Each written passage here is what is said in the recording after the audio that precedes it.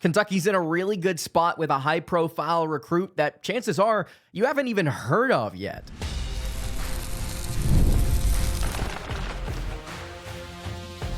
You are Locked On Kentucky, your daily podcast on the Kentucky Wildcats, part of the Locked On Podcast Network, your team every day. All right, what's going on, Big Blue Nation? Welcome on into Locked On Kentucky, your daily Kentucky Wildcats podcast. I'm your host, Lance Dawe, and on today's episode of Locked On Kentucky, we're going to talk about a recruit that the Wildcats are actually in pretty good standing with. You might not have even heard of him. Also on today's episode, we've talked about it, we've kind of danced around it, sometimes we've just flat out said it. The 2026 class is not loaded with the talent that we've seen over the last two cycles. Why is that? Well, we got a pretty good explanation from 24/7 Sports analyst Travis Branham. And then to wrap up the show, I think it's pretty clear, just based on all of the evidence in front of us, Kentucky's got to go all in on Tyran Stokes, right?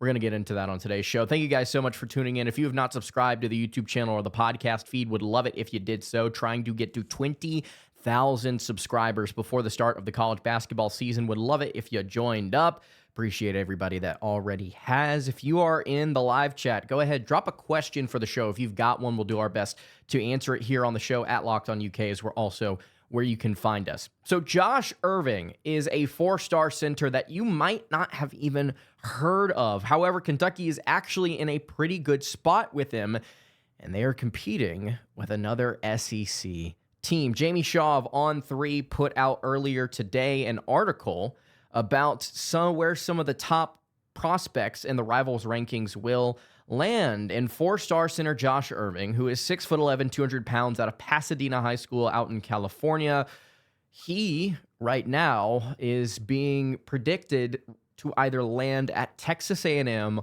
or Kentucky. Now, Shaw doesn't have a ton of confidence in this prediction. There are a lot of things that can happen over the course of this recruitment. In fact, he's got a ton of visits coming up here, one of which to Kentucky. But as of right now, Mark Pope and the Cats doing work with a high riser, both literally and then also through the recruiting rankings. Here's what Shaw has to say about Irving.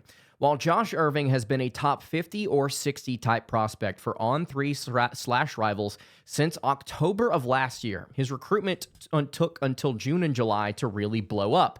The 6'11" late bloomer has a March 2008 birthday, if you didn't feel old enough already. And during the June and July evaluation periods, when programs like Kansas, Kentucky, and Texas A&M jumped into the mix, he's still a Rivals ranking outlier. Irving now has upcoming official visits set with San Diego State, SMU, Kansas, Louisville, Texas A&M, Kentucky, and USC, all in that order, by the way. While it was USC that did a lot of the early legwork, sources are suggesting that the newcomers to the recruitment have opened Irving's eyes. Keep watching which visits he goes on, and if a commitment timeline starts to emerge. Prediction, Texas A&M or Kentucky. Confidence level 30%. Biggest threat, the USC Trojans. So what do we know about Josh Irving? Well, like I mentioned, he's a 6'11" center out of the 2026 class. He's the number 75 overall player, number 7 center, number player in the state of California, according to the 24/7 Sports composite ratings.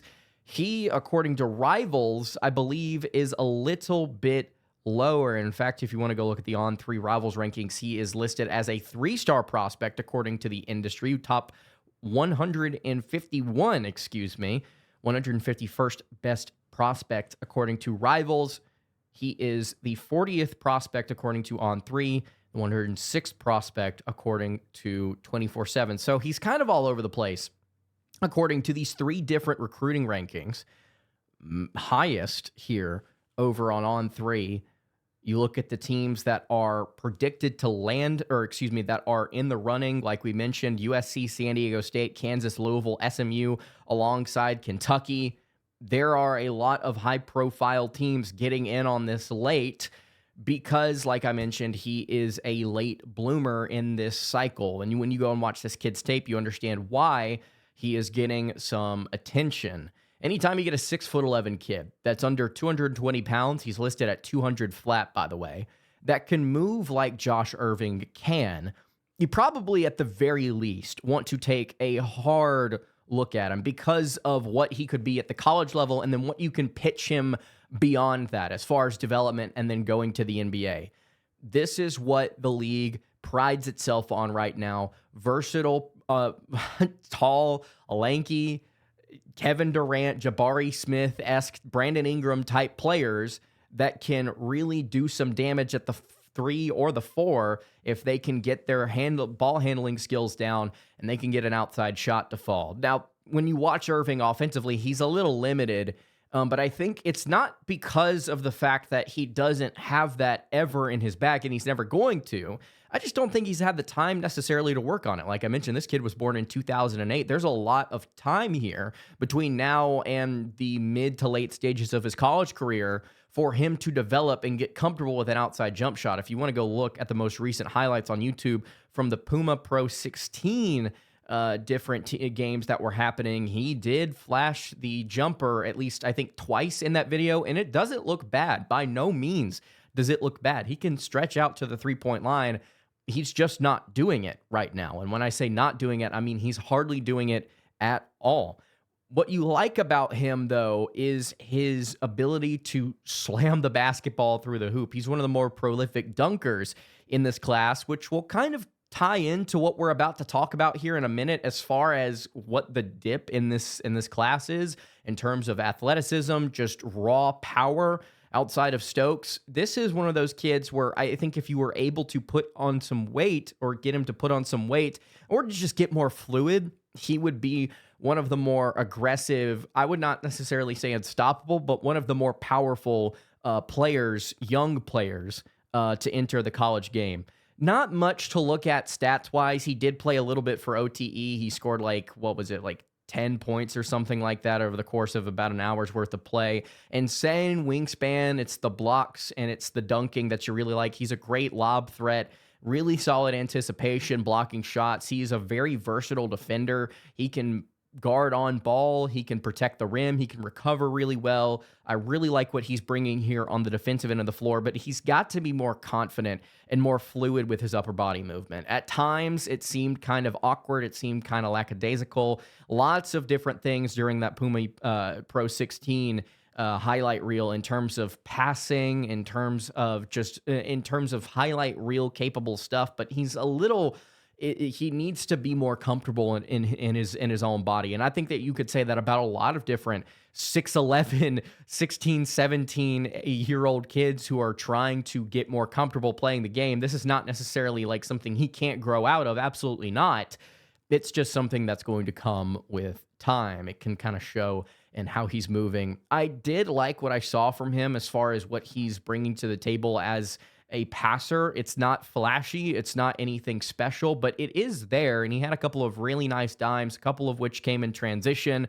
I think that you can really start to key in on that if you're Mark Pope in Kentucky, saying, look, we can make you a focal point of this offense, not just down low, but we can stretch you out to the three-point line. We can also teach you how to be a distributor of the ball. You can be a secondary playmaker in this offense. You can be somebody that 2-3 years into your college career can be something really, really special in the SEC. Just a well-rounded 6'11" kid.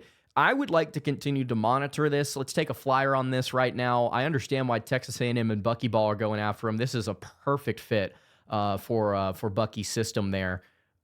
But Kentucky, I think, needs to stay in on this. This is a high ceiling, maybe low floor type prospect. We need to see what happens here. We'll continue to monitor it here, obviously, on Locked On Kentucky. He's one of the players that I've been more impressed with athletically. And there have not been a ton of guys outside of like the top in this recruiting class that I've just been blown away with in terms of just unstoppable ability because of their raw athleticism or just because of their raw high floor type talent. Why is that? We're going to explain why here in just a little bit, because Travis Branham had some really interesting thoughts explaining why there has been a dip in talent over this last recruiting, or this current recruiting cycle, I should say.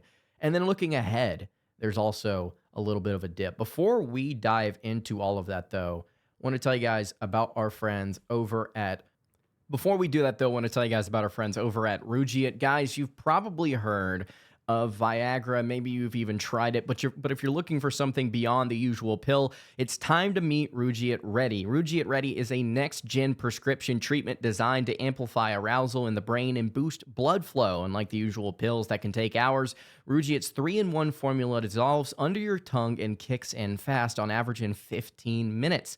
Effects can last up to 36 hours, so you can stay confident and in control when the moment is right. If traditional options haven't worked, Rugiet might be the answer. Over 150,000 men have already made the switch. Head to rugiet.com/lockedoncollege and use code LockedOnCollege to get 15% off today. That's rugiet.com/lockedoncollege and use promo code LockedOnCollege for 15% off. Individual results may vary with prescription treatment. Compounded drugs are permitted to be prescribed under federal law, but are not FDA approved and do not undergo FDA safety, effectiveness, or manufacturing review. Please visit the Rugiet website for full safety information. All right, continuing along here on today's episode of Locked On Kentucky. Really appreciate you guys tuning in. If you have not subscribed to the YouTube channel or the podcast feed, would greatly appreciate it if you did so. So we have some questions, or at least I have, as to why this recruiting class has taken a dip in terms of.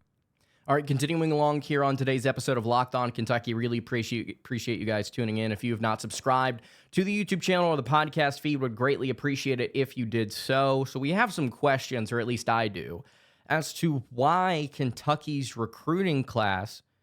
All right, continuing along here on today's episode of Locked On Kentucky. Really appreciate you guys tuning in. So we've had some questions about why this 2026 recruiting class is not as good as the last few cycles, or at least the last two, because we've had some really solid, high-profile, top-end talent.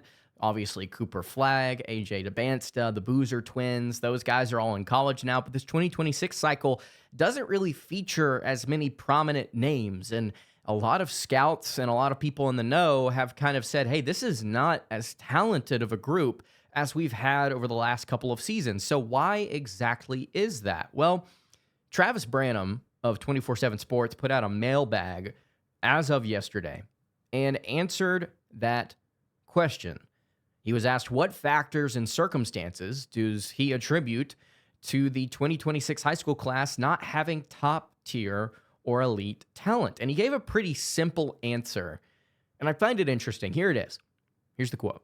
We have certainly been very outspoken in regards to the dip in talent of the 2026 class compared to the 2024 and 2025 classes. The fact of the matter is that talent is cyclical, and every class is different. No class is created equal. Look back on the 2022 and 2023 recruiting classes, and they were both down years, quote unquote, in the talent pool. The 2026 class is looking more to be more in the 2023 category. The reasons and ways in which we categorize that come in a mixture of projecting immediate impact freshmen, one-and-done talents, NBA star potential, and impact four-year players. I will say that this class does project to have several future college basketball stars, but there is a serious lack of high-end NBA pro star potential combined with one-and-done type talents. There are questions about how impactful many of the prospects in the top 10 will be in their 1 year of college. I want to stop this here and acknowledge something that he said towards the end of that statement. There are a lot of players here that could potentially be college basketball stars. My expectation is that those players, if they are going to truly be college basketball stars, are going to stick around in college for multiple seasons. If that is the case, that ties hand in hand with exactly what I've been writing about and talking about on the show. We discussed it over on my Substack, discussing why Denzel Aberdeen is the perfect rotational piece for Kentucky. More programs are realizing that the more experienced you are, that the older you are going to have more success, just generally speaking, but even more so now in the NCAA tournament. Now, there can be an argument made as to whether or not Final Four teams being more experienced over the last half decade is a direct cause of, there are just more experienced teams now, and programs are trying to build that. If there's any sort of actual correlation there can be an argument to be had, or if it's just COVID, things are going to siphon out. We're going to go back to wherever we were post one and done era, like that 2015 to 2018 type range. I don't believe that we're going to go back. I don't think we're going to revert. I think we're going to see college basketball not necessarily continue to get older, because the COVID era has come and gone, but I think that we are going to see college basketball teams on average be older than where they were from 2009 to 2015, right? That John Calipari one and done-ish type era. We saw a dip in average age, a median age, I should say, and we saw a bigger dip in average Final Four team age over the course of that era. And as we have waded out of that, it has gotten higher and higher and higher, and it, I think, was slightly down this past season, but not anything insane. I think we're going to hover around where we saw things at the beginning of the COVID era, with some of these fifth-year-ish type guys sticking around more, or at the very least, guys coming out of the recruiting rankings and instead of making the jump immediately to the NBA, hanging around for a couple of seasons, because the NBA prides itself, like I mentioned earlier, on versatility and the ability to do literally everything. And there's not as much, I think, player archetypes anymore. Like, I don't think you see like specific types of players in the league that can do one or two things really well. And those guys, if they do exist, they're role players or they don't stick around as long. So these college prospects, these high-end top 100 type guys, if they want to make a splash in the NBA, they've got to be able to develop at college first. They can't make the jump and then flame out, and then there goes their career. They have to stick around with some of these high-end college programs and see if they can develop into a more versatile prospect for these NBA teams to go out and draft. This class, I think, is going to be a perfect test to see if my theory is true, that college basketball teams from here on out, not like past this class, are going to stick around and actually develop and make their way to the NBA years later, or 2-ish years after most high-end prospects normally would. Or maybe we see in 2027 some guys possibly revert back to one and done status. I don't know. My expectation is for everything to become older, partially because of what the NBA is asking for, but also what the college game is asking of its players, right? I think that teams are getting older because NIL and the transfer portal exists. No longer do you have to stick around at one school forever. You can transfer just about anywhere you want, whenever you want to seek better financial opportunities for yourself and then for your family. It is easier now more than ever to kind of dictate your career through the college ranks before you get to the NBA. It is super easy. If you are a top 50, top 100 type guy and you have any sort of ceiling, any sort of talent, to play 1 year at an SEC school and then go play at a Big East school in the next and make more money, or vice versa, right? You can make the money now and kind of sustain yourself into that pro career. You can kind of do it any way you want. The dip in this talent, though, it's cyclical. According to Branham, it's cyclical. It's just part of it. There is no rhyme or reason. There is no specific answer. It's just part of how things go. Like you mentioned, the two classes before this 2026 cycle, or the 2024 cycle, I should say, weren't very good. They were not phenomenal. And I think Kentucky found that out after Justin Edwards, struggled. They had several 7-footers struggle. Rob Dillingham and Reed Shepherd were really, really good.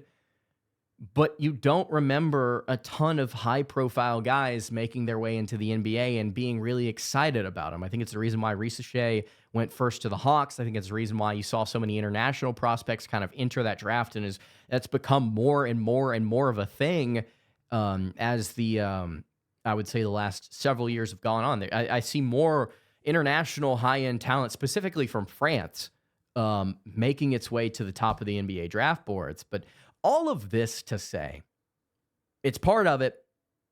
I think it's going to continue to some extent impact how we know college basketball as it is. I think it's going to make teams older. I think it's going to incentivize kids to stick around longer.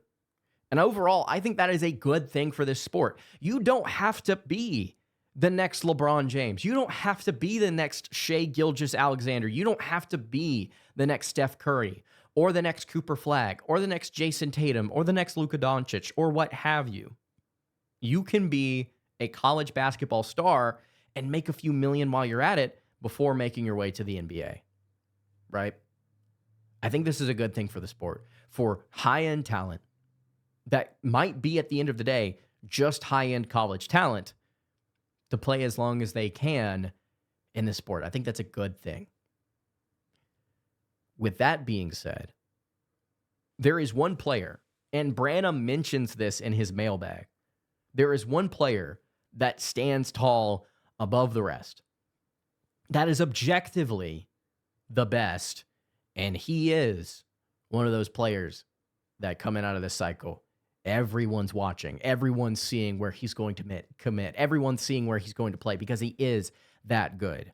We'll talk about that player and why Kentucky needs to go after him really hard in just a second.